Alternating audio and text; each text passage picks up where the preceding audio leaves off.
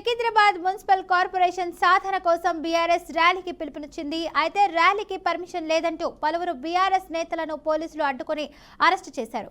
BRS నేతల అరెస్టులను మాజీ మంత్రి కేటీఆర్ ఖండించారు. ఇక సికింద్రాబాద్ అస్తిత్వాన్ని ప్రభుత్వం దెబ్బతీస్తుందని మండిపడ్డారు. అబద్ధాలతో అధికారంలోకి వచ్చినటువంటి సీఎం రేవంత్ తుగ్లక్ లా నిర్ణయాలు తీసుకుంటున్నారని కేటీఆర్ విమర్శించారు.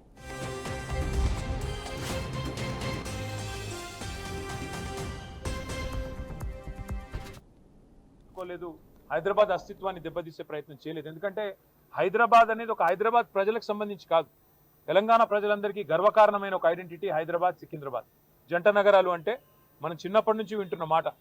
అట్లాంటిది ఇవాళ ఈ తుగ్లక్ ముఖ్యమంత్రి ఆయన తీసుకున్న ఒక నిర్ణయం వల్ల సికింద్రాబాద్కు ఒక ఐడెంటిటీ అనేది లేకుండా, ఒక అస్తిత్వం అనేది లేకుండా సికింద్రాబాద్ని శాశ్వతంగా చరిత్ర పుటలకి మరి పరిమితం చేసే విధంగా ఈ ముఖ్యమంత్రి, ఈ ప్రభుత్వం తీసుకున్న ఒక నిర్ణయాన్ని వ్యతిరేకిస్తూ ఒక రాజకీయ పార్టీ కాదు, సికింద్రాబాద్లోని అన్ని వర్గాల ప్రజలు ఒకటై, దానిలో అక్కడ ఉన్న ప్రజాప్రతినిధులంతా మా వాళ్ళు.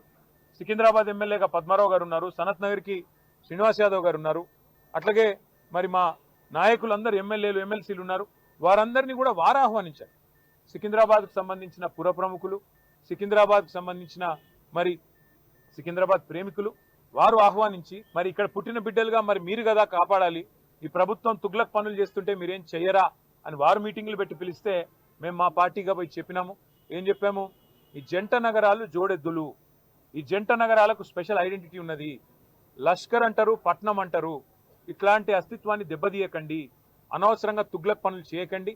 మీకు అధికారం ఇచ్చింది 6 గ్యారంటీలు అమలు చేయమని, మీకు అధికారం ఇచ్చింది 420 హామీలు ఏవైతే మీరు చెప్పారో అమలు చేయమని, మీకు అధికారం ఇచ్చింది బీసీలకు 1,00,000 కోట్లు పెడతామని మీరు చెప్తే దాన్ని నమ్మించినారు. మీకు అధికారం ఇచ్చింది ఎస్సీలకు, ఎస్టీలకు కేసీఆర్ గారు 10 లక్షలు ఇస్తున్నాడు దళిత బంధు, నేను 12 లక్షలు ఇస్తానంటే నమ్మి మీకు ఇచ్చారు. మరి 2 ఏళ్ళు అయింది. హైదరాబాదు, సికింద్రాబాదు ఈ జంట నగరాల్లో ఒక ఇల్లు కట్టినావా? కనీసం ఒక ఇటుక పెట్టినావా ఈ 2 ఏళ్లలో? ఒక్క ఇల్లు కనీసం 2 ఏళ్ళు అయిపోయింది, చేయలేదు, మంజూరు చేయలేదు. ఒక్క కొత్త రోడ్ వేసినావా? ఒక్క కొత్త ఫ్లైఓవర్ కట్టినావా? ఏదీ లేదు.